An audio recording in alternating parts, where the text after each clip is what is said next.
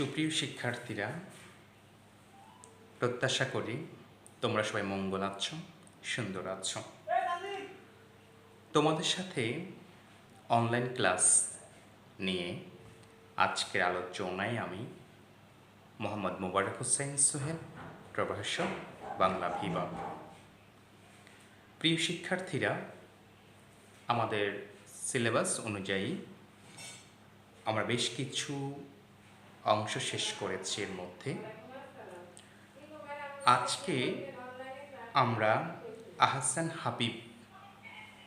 আহসান হাবিবের একটি বিখ্যাত কবিতা সেই অস্ত্র, এই কবিতাটা নিয়ে আজকে আলোকপাত করব। প্রিয় শিক্ষার্থীরা, আমরা কবি সম্পর্কে কিছু কথা আমাদের পাঠ্যপুস্তকে যা দেওয়া আছে সেখান থেকে একটু আলোচনা করব। আহসান হাবিব বৃহত্তর বরিশাল অঞ্চলের পিরোজপুরে জেলার শঙ্কর পাশা গ্রামে, তাহলে কোন জেলা? পিরোজপুর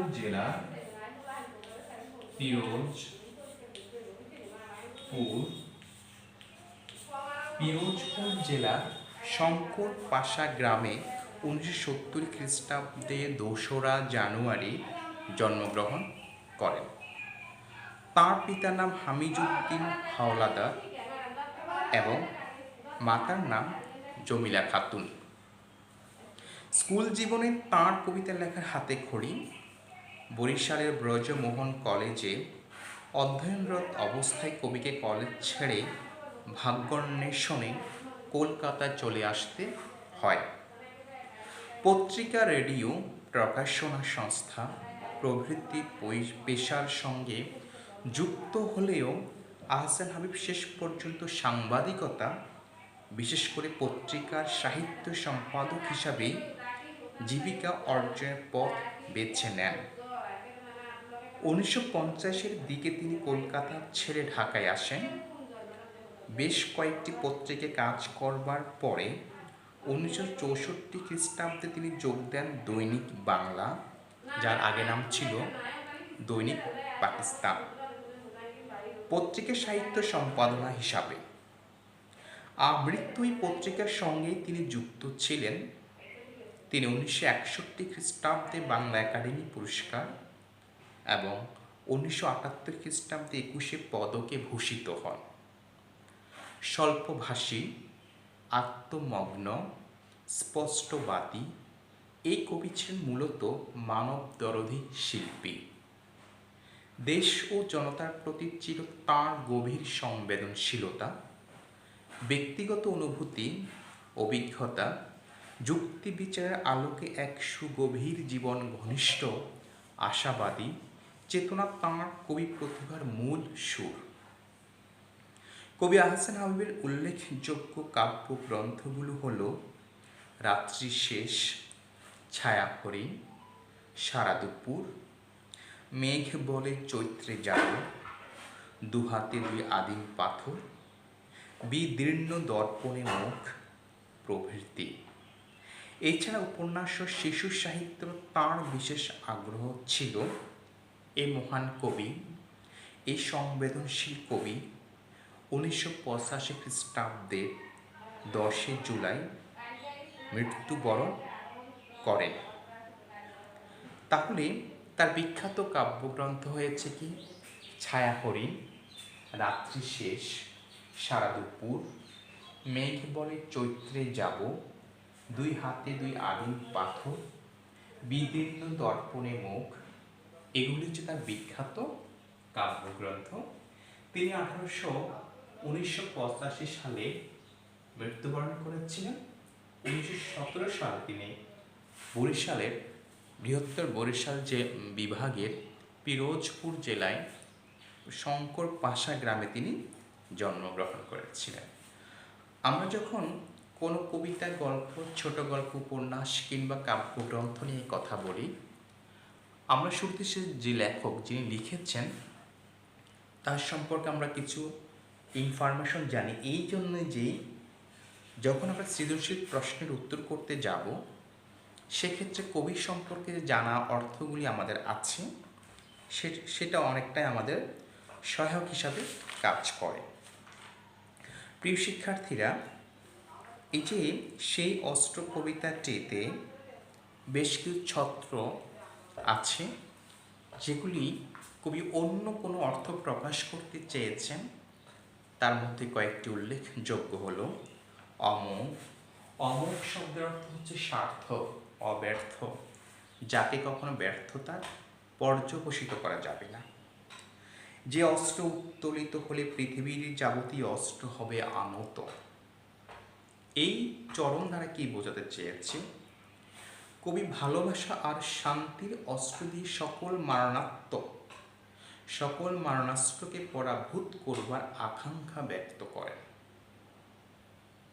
যে অস্ত্র উত্তোলিত হলে ফসলের মাঠে আগুন জ্বলবে না। কবি বিশ্বাস করেন ভালোবাসা দিয়ে মানুষের হিংসা বিদ্বেষ দূর করা সম্ভব। ভালোবাসা থাকলে মানুষকে শত্রু ভাবে না। কৃষকের দুঃখ জ্বালার আসান হবে এবং বিদ্রোহের আগুন জ্বলবে না। যে অস্ত্র ব্যক্ত হলে নক্ষত্র খচিত আকাশ থেকে আগুন জ্বলবে না। বলেছে যে অস্ত্র ব্যক্ত হলে নক্ষত্র খচিত আকাশ থেকে আগুন জ্বলবে না। এই চরণ দ্বারা বোঝাতে চাচ্ছেন কবি এখানে যুদ্ধে ব্যবহৃত ছোট বড় ক্ষেপণাস্ত্রের কথা বুঝিয়েছেন। কবি চান মানুষ যেন যুদ্ধের ভয়াবহতা জড়িয়ে না পড়ে বিশ্বে যেন শান্তি নিশ্চিত হয়, সেই প্রত্যাশায় কবি কবিতাটি লিখেছেন। মানব বসতির বুকে মুহূর্তের অগ্নুৎপাত লক্ষ লক্ষ মানুষকে করবে পঙ্গু বিকৃত। আহসান হাবীব তার কবিতার এই চরণে বলেছে, মানব বসতির বুকে মুহূর্তের অগ্নুৎপাত লক্ষ লক্ষ মানুষকে করবে পঙ্গু বিকৃত। ভালোবাসাহীন বিদ্বেষপূর্ণ পৃথিবীতে যুদ্ধের অনিবার্য ক্ষতি সম্পর্কে নিজের উৎকণ্ঠা কবি এখানে প্রকাশ করেছেন। অনুমান করা যায় কবি চৈতন্যে দ্বিতীয় বিশ্বযুদ্ধ জাপানের হিরোশিমা নাগাসাকিতে ঘটে যাওয়া নৃশংসতার স্মৃতি জাগ্রত ছিল। তাই আণবিক বোমার আঘাতে মৃত কিংবা প্রজন্ম পরম্পরায় পঙ্গুত্ব বরণকারী বহু মানুষের আর্তনাদ কবির এই যুদ্ধ বিরোধীর মননকে আন্দোলিত করেছে। আমরা জানি যে 1945 সালের 6 আগস্ট জাপানের হিরোশিমায় মার্কিন যুক্তরাষ্ট্র যে পারমাণবিক বোমা নিক্ষেপ করেছিল, সেখানে লক্ষ লক্ষ মানুষ মারা গিয়েছে এবং লক্ষ লক্ষ মানুষ পঙ্গুত্ব বহন করতে হয়েছে। কবি সেই কথারই ইঙ্গিত দিয়েছেন। ট্রয় নগরী প্রাচীন গ্রিসের স্থাপত্যকলায় নন্দিত এক শহর। মানুষের হিংসা বিদ্বেষ ঈর্ষা আর দম্ভের শিকার হয়ে পৃথিবীর ইতিহাসে বারংবার ধ্বংস হয়েছে এই নগরী। যুদ্ধে নির্মমতার এক চিরায়ত দৃষ্টান্ত এই ট্রয় নগরী। গ্রিসের একটা শহর হচ্ছে ট্রয়। এই ট্রয় নগরীটা যুদ্ধে পুরো ধ্বংস হয়ে গেছে, যেটা আজ পৃথিবীর মানচিত্র খুঁজে পাওয়া যাচ্ছে না। যাত্রাভিমান শব্দটির অর্থ দ্বারা কোনো যুক্তি ছাড়াই নিজ জাতিকে সর্বশ্রেষ্ঠ জ্ঞান করার অহংকারী মনোভাব। যাত্রাভিমান শব্দটির অর্থ হচ্ছে কোনো যুক্তি ছাড়াই নিজ জাতিকে সর্বশ্রেষ্ঠ জ্ঞান করার অহংকারী মনোভাব। সমাবিষ্ট সমভাবে আবিষ্ট, প্রত্যেকে সমান অধিকার ভোগ করবে, প্রত্যেকে তার সমানত্ব পেয়ে থাকবে, সমাবেশ হয়েছে এমন সমবেত হওয়া অর্থে।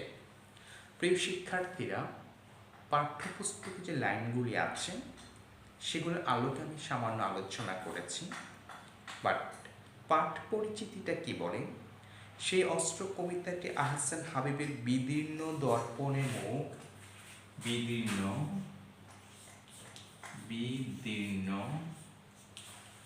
দর্পণে মুখ, বিদীর্ণ দর্পণে মুখ কাব্য গ্রন্থ থেকে নেওয়া হয়েছে। তাহলে সেই অস্ত্র কবিতাটি নেওয়া হয়েছে বিদীর্ণ দর্পণে মুখ কাব্য গ্রন্থ থেকে নেওয়া হয়েছে। খুবই গুরুত্বপূর্ণ একটি প্রশ্ন হচ্ছে যে কবি আহসান হাবীব তার সেই অস্ত্র কবিতাটি কোন কাব্য গ্রন্থ থেকে নেওয়া হয়েছে, যার উত্তর হচ্ছে বিদীর্ণ দর্পণে মুখ কাব্যগ্রন্থ থেকে নেওয়া হয়েছে। এই কবিতা কবির একমাত্র প্রত্যাশা ভালোবাসা নামের মহান অস্ত্রকে পুনরায় এই মানব সমাজকে ফিরে পাওয়া। কবির কাছে ভালোবাসা কেবল কোনো আবেগ কিংবা অনুভূতির দূত না জাগায় না, তাঁর বিশ্বাস এটি মানুষকে সকল অমঙ্গল থেকে পরিত্রাণের পথে বাতলে দেয়। তাই কবি বিশ্বের মানবকুলের কাছে এই ভালোবাসা ফিরিয়ে দেবার অনুরোধ করেছেন। মানুষ যদি অপর মানুষের হিংসা, লোভ, ঈর্ষা থেকে মুক্ত থাকে, তবে পৃথিবীতে বিরাজ করবে শান্তি। পৃথিবী এগিয়ে যাবে সুখ, শান্তি, সমৃদ্ধির দিকে। বিশ্বব্যাপী ছড়িয়ে থাকা বিদ্বেষীর বিষবাষ্পকে যদি অপসারণ করতে হয়, তবে ভালোবাসা নামক অস্ত্রকে কবির কাছে এবং কবির মতো আরও বহু মানুষের কাছে ফিরিয়ে দিতে হবে। কবি জানেন হিংসার, স্বার্থপরতার করাল গ্রাসে অনেকেই মানবিকতা শূন্য হয়ে পড়ে, আর তাই কবি মানবিকতা সেই হৃদয়বোধকে ফিরে পেতে চায় তথা মানব সমাজ ফিরিয়ে দিতে চায়, পৃথিবী ছড়িয়ে দিতে চায় অফুরান ভালোবাসা। কবিতাটির ঘটনগত বিশেষত্ব হল এর অনাড়ম্বর সহজ গতিময়তা। কোনো ভারী শব্দ ব্যবহার না করে সাবলীল ভাষায় কবি তাঁর একান্ত প্রত্যাশিত ভালোবাসার প্রত্যাবর্তন কামনা করেছেন। এই কবিতাটি শান্তিপ্রিয় পৃথিবীবাসীর জন্য এক চিরায়ত প্রার্থনার সঙ্গীত বটে। কবিতাটি অন্তমিলহীন অক্ষরবৃত্ত ছন্দে রচিত। অন্তমিলহীন কবিতাটি লেখা হয়েছে অন্তমিলহীন অক্ষরবৃত্ত ছন্দে,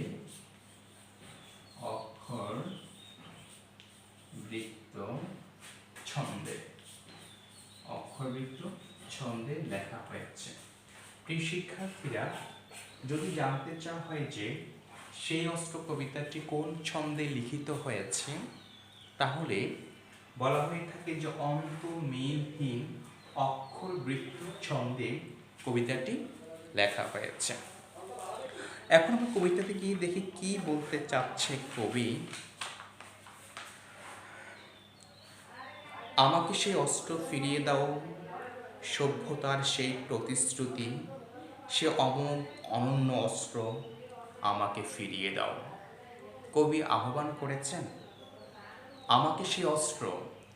সে অস্ত্র বলতে কিন্তু মানুষ মেরে ফেলার অস্ত্র নয়, এই অস্ত্র হচ্ছে ভালোবাসা নামক শব্দটি। আমাকে ভালোবাসা ফিরিয়ে দাও, সভ্যতার সেই প্রতিশ্রুতি, মানব সভ্যতা গড়ার যে শান্তিময় একটা মানব সভ্যতা গড়তে হবে, আমি প্রতিশ্রুতি দিচ্ছি। সে অমোঘ মানে অব্যর্থ, সার্থক, সে অনন্য অস্ত্র, সে অদ্বিতীয় সার্থক অস্ত্র আমাকে ফিরিয়ে দাও। যখন তুমি আমাকে ভালোবাসতে পারবা, দেখবা যে পৃথিবীতে আর অশান্তি, বিশৃঙ্খলা তৈরি হবে না। সে অস্ত্র আমাকে ফিরিয়ে দাও, যে অস্ত্র উত্তোলিত হলে পৃথিবীর যাবতীয় অস্ত্র হবে আনত। ভালোবাসা যদি থাকে সবার মনে, একে অন্যের প্রতি যদি ভালোবাসার টান থাকে, এই ভালোবাসা নামক অস্ত্র পৃথিবীতে কখনো বিশৃঙ্খলা তৈরি করবে না, কখনো ধ্বংসাত্মক কাজ করবে না। বরং এই অস্ত্র থাকলে পৃথিবীতে যত মানব বিধ্বংসী অস্ত্র আছে সবগুলি আনত হয়ে যাবে, সবগুলি বিলীন হয়ে যাবে। পৃথিবীর যাবতীয় অস্ত্র হবে আনত, যে অস্ত্র উত্তোলিত হলে অরণ্য হবে আরও সবুজ। ভালোবাসা নামক অস্ত্রটি যদি প্রত্যেকের মনে থাকে, এই যে আজকে কবি আহসান হাবীব 1945 সালে সেই হিরোশিমা নাগাসাকিতে হামলার কথা স্মরণ করেছেন। তিনি বলেছেন হিরোশিমা নাগাসাকিতে যে লিটল বয় নামক ফ্যাট ম্যান বাবু যে 2টি পারমাণবিক বোমা নিক্ষেপ করা হয়েছে, পুরো হিরোশিমা নাগাসাকি রক্তে রঞ্জিত, পুরো মানুষের হাহাকার, মানুষের বুক ফাটা বিদীর্ণ, এটা কবিকে ভীষণভাবে আঘাত করেছে। পৃথিবী, অরণ্য, সব কিছু জঙ্গল পুলে ছারখার হয়ে গেছে। তাই তিনি বলেছেন, ভালোবাসা নামক অস্ত্র যদি আজকে থাকতো, এই পৃথিবী আরও বেশি সবুজ, এই অরণ্য সতেজ, এই অরণ্যের মানুষ অত্যন্ত সাবলীলভাবে চলতে পারত। পৃথিবীর যাবতীয় অস্ত্র হবে আনত, যে অস্ত্র উত্তোলিত হলে অরণ্য হবে আরও সবুজ, নদী আরও কল্লোলিত, পাখিরা নিড়ে ঘুমোবে। ভালোবাসা নামক অস্ত্রই থাকতো, নদীতে ঢেউর পরিমাণ আরও বাড়ত, নদীতে জোয়ার ভাটা আরও হতো, নদীর প্রবাহ আরও বেশি জোরালো হতো, মানুষের মধ্যে মানুষের সৌহার্দ্যপূর্ণ সম্পর্ক থাকতো, পৃথিবীর প্রত্যেকটা অরণ্য, প্রত্যেকটা বন জঙ্গল সবুজে পরিপূর্ণ হয়ে থাকতো। কিন্তু সে ভালোবাসার অস্ত্রের পরিবর্তে আমরা ব্যবহার করেছি পারমাণবিক বোমা, আমরা ব্যবহার করেছি মানব বিধ্বংসী বোমা, আমরা ব্যবহার করেছি মানব বিধ্বংসী অস্ত্র, যে অস্ত্রের আঘাতে মানুষ পৃথিবীর আলো থেকেও বঞ্চিত হয়ে যাচ্ছে। অথচ এই ভালোবাসা নামক অস্ত্র যদি থাকতো, আজ পৃথিবী কত সবুজ, কত শ্যামল থাকতো। কবি আহসান সেই কথাটাই বলে যাচ্ছে। যে অস্ত্র উত্তোলিত হলে ফসলের মাঠে আগুন জ্বলবে না। আজকে যদি ভালোবাসা থাকতো সবার মনে, তাহলে ফসলের মাঠে কখনো আগুন জ্বলতো না, কখনো ফসলের মাঠে মানুষের হাহাকার চিৎকার শোনা যেত না, কখনো ফসলের মাঠে আর্তনাদের শব্দ শোনা যেত না। খা খা করবে না গৃহস্থালী, আজকে গৃহস্থালী কখনো খা খা করতো না, মানুষ শূন্য ঘর বাড়ি কখনো থাকতো না। সে অস্ত্র আমাকে ফিরিয়ে দাও, যে অস্ত্র ব্যক্ত হলে নক্ষত্র খচিত আকাশ থেকে আগুন জ্বলবে না। যদি ভালোবাসা থাকে, যদি ভালোবাসা নামক অস্ত্রটি তৈরি করতে পারো, তাহলে পৃথিবীর আকাশ থেকে কখনো বোমা ঝরে পড়বে না, কখনো বিমান হামলা হবে না। আজকে ফিলিস্তিন ইসরায়েলের কথা যদি আমরা বলি, ইসরায়েল যে বিমান হামলা করে ফিলিস্তিনের গাজা শহরটাকে বিধ্বংসে পরিণত করে দিয়েছে, শতে শতে মানুষকে হত্যা করেছে, শিশু নিষ্পাপ শিশুকে হত্যা করেছে। আর যদি তাদের মধ্যে সহমর্মিতা ভালোবাসা থাকতো, কখনো এই ঘটনা হতো না। তাই বলেছে, নক্ষত্র খচিত আকাশ থেকে আগুন ঝরবে না, মানব বসতির বুকে মুহূর্তের অগ্নুৎপাত লক্ষ লক্ষ মানুষকে করবে না পঙ্গু বিকৃত। বলেছে হিরোশিমাতে লিটল ম্যান নামে একটা পারমাণবিক বোমা নিক্ষেপ করা হয়েছে, এবং নাগাসাকিতে যে ফ্যাট ম্যান নামক পারমাণবিক বোমা নিক্ষেপ করা হয়েছে। প্রথম বিশ্বযুদ্ধে যে মানুষ মরেছে, দ্বিতীয় বিশ্বযুদ্ধে যে মানুষ মরেছে, আজকে মানুষ কী হয়েছে, পঙ্গু হয়েছে, মৃত্যুবরণ করেছে, চারপাশে শুধু আর্তনাদ, কান্না আর কান্না। যদি ভালোবাসা সকলের মধ্যে থাকতো, যদি ভালোবাসা নামক সেই অস্ত্র যদি থাকতো, কখনোই এই ঘটনা কখনোই ঘটতো না। আমাদের চেতনা জুড়ে তারা করবে না আর্তনাদ, সে অস্ত্র, যে অস্ত্র উত্তোলিত হলে বারবার বিধ্বস্ত হবে না ট্রয় নগরী। আমি বলেছি, গ্রিসের একটা ট্রয় নগরী আছে, যেটা আজকে যুদ্ধে বিধ্বংসী হয়ে পৃথিবীর মানচিত্র থেকে মুছে গিয়েছে। যদি আজকে এই যুদ্ধ বিধ্বস্ত না হতো, কখনই ট্রয় নগরী মানচিত্র থেকে হারিয়ে যেত না। আমি সেই অভিনাশী অস্ত্রের প্রত্যাশী, যে ঘৃণা, বিদ্বেষ, অহংকার এবং জাত্যাভিমানকে করে বারবার পরাজিত। আমি সেই অস্ত্রটাকে চাই, যে অস্ত্র ভালোবাসাকে দিয়ে মানুষের মধ্যে সম্পর্কের দৃঢ়তা তৈরি করবে, মানুষে তার সম্পর্ক আরও সুশীল হবে। আমি সেই অস্ত্রেরই প্রত্যাশা করি, যে অস্ত্র নিজ জাতি নিজের অহংকারে অন্য জাতির উপর খেপিয়ে উঠবে না, যে জাতি অন্য জাতিকে ধ্বংসের মুখে ফেলে দেবে না। আমি সেই অস্ত্রেরই প্রত্যাশী। কবি আহসান ভাইবের কথা, যে অস্ত্র আধিপত্যের লোভকে করে নিশ্চিহ্ন, যে অস্ত্র মানুষকে বিচ্ছিন্ন করে না। ভালোবাসা নামক অস্ত্র কখনো মানুষকে বিচ্ছিন্ন করে না, কখনো সে আধিপত্য বিস্তার করার চেষ্টাও করে না, করে সমবিষ্ট, বরং সবাইকে একত্রিত করে, সবাইকে এক জায়গায় আনার চেষ্টা করে ভালোবাসা নামক অস্ত্রটি।